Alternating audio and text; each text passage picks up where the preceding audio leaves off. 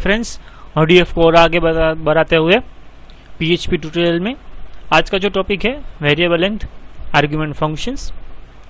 इसमें क्या होता है कि जो डिफॉल्ट वैल्यू का मैंने कॉन्सेप्ट जो समझाया था उसमें क्या बताया था कि कोई भी UDF अगर आपने विथ आर्ग्यूमेंट लिखा है और विथआउट आर्ग्यूमेंट आप इस्तेमाल करना चाहते हैं उसमें डिफॉल्ट वैल्यू स्टोर कर दीजिए इक्वल टू 0 या इक्वल टू डबल कोट बीच में कुछ मत लिखिए, तो वो UDF अपने आप वो डिफॉल्ट वैल्यू स्टोर कर देगा। कोई भी वार्निंग या एरर आपसे डिस्प्ले नहीं होगी स्क्रीन पे।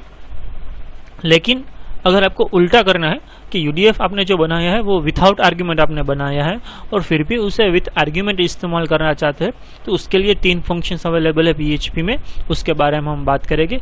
तो सबसे पहला जो फंक्शन है function underscore number of argument, तो उसके लिए PHP स्टार्ट करके एक छोटा सा UDF पहले हम बनाएंगे। फंक्शन काउंट ARG UDF हमें बनाना है विथआउट आर्ग्यूमेंट का, क्योंकि वही हमारा टॉपिक है। विथआउट आर्ग्यूमेंट UDF को हम एज अ विथ आर्ग्यूमेंट इस्तेमाल करेंगे।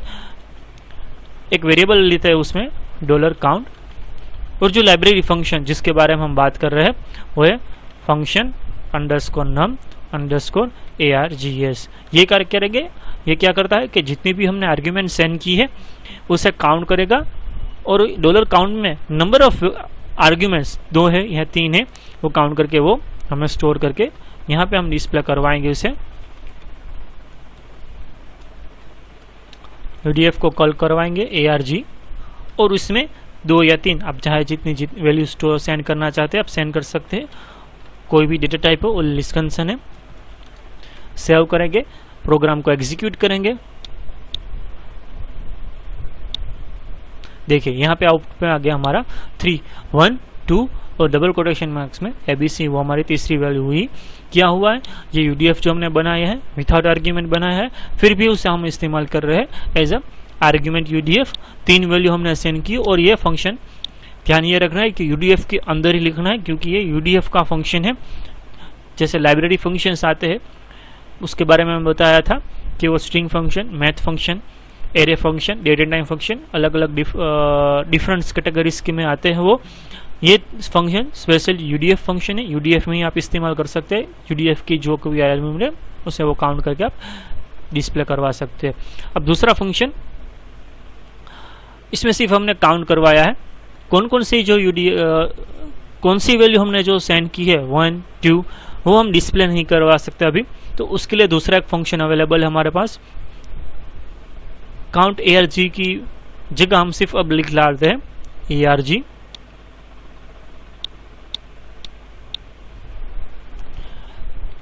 इको फर्स्ट आर्ग्यूमेंट इज एक मैसेज। अब जो आर्ग्यूमेंट है वो हमें डिस्प्ले करवानी है, तो उसके लिए क्या लिखेंगे, एक दूसरा फंक्शन है function underscore get underscore ARG, parenthesis bracket में उसकी इंडेक्स वैल्यू या फिर पोजीशन 0 से स्टार्ट करते हुए रिफ्रेश करेंगे। देखिए फर्स्ट आर्ग्यूमेंट इज 1, ये काउंट आप निकाल देते हैं। देखिए फर्स्ट आर्ग्यूमेंट इज 1। जितनी भी आर्ग्यूमेंट है हर बार आपको ये लिखना जरूरी है। सेकंड, थर्ड, दूसरी 1 और उसके बाद आएगा 2 BR,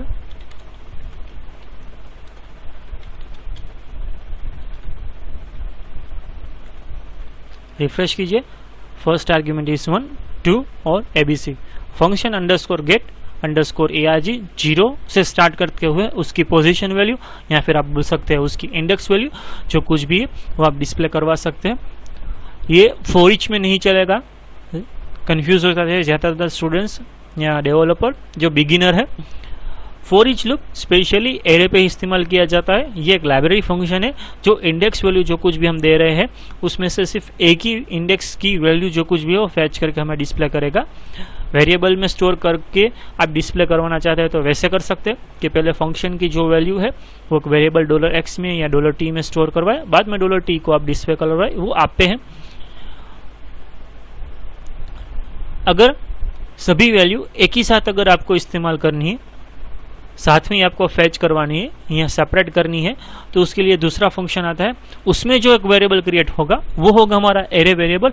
उस पर आप अगर फॉर ईच लूप डिस्प्ले करवाना चाहते हैं, फॉर ईच से डिस्प्ले करवाना चाहते हैं तो वो करवा सकते हैं।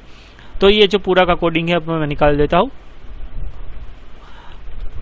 अब उसमें एक जो वेरिएबल बनेगा हमारा वो होगा एक एरे।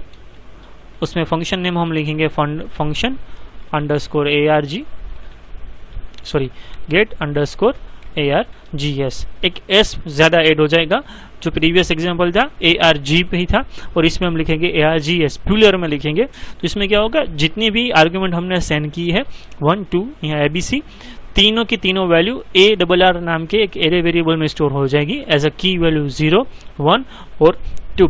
अब ARR वेरिएबल है वो एरे वेरिएबल है, चाहे आप इंडिविजुअल वैल्यू डिस्प्ले करवाए या प्रिंट अंडरस्कोर R से डिस्प्ले करवाए या फॉर ईच से डिस्प्ले करवाए, वो आप पे आपका टारगेट क्या है, आपका टास्क क्या है, आपको क्या आउटपुट दिखाना है वो आप डिसाइड कीजिए। अभी के लिए मैं प्रिंट अंडरस्कोर R से मैं डिस्प्ले करके बताता हूँ। Pre tag preformatted output के लिए प्रिंट अंडरस्कोर R, और उसमें जो हमारा एरे वेरिएबल है हम डिस्प्ले करवाएंगे। और प्री टेक जो इनकम्प्लीट है, एंडिंग टेक हमने जो नहीं किया है वो करके प्रोग्राम को रिफ्रेश करेंगे। देखिए 1 2 और ABC। अगर कोई एक वैल्यू ही आपको डिस्प्ले करवानी है तो इको में आप करवा सकते हैं।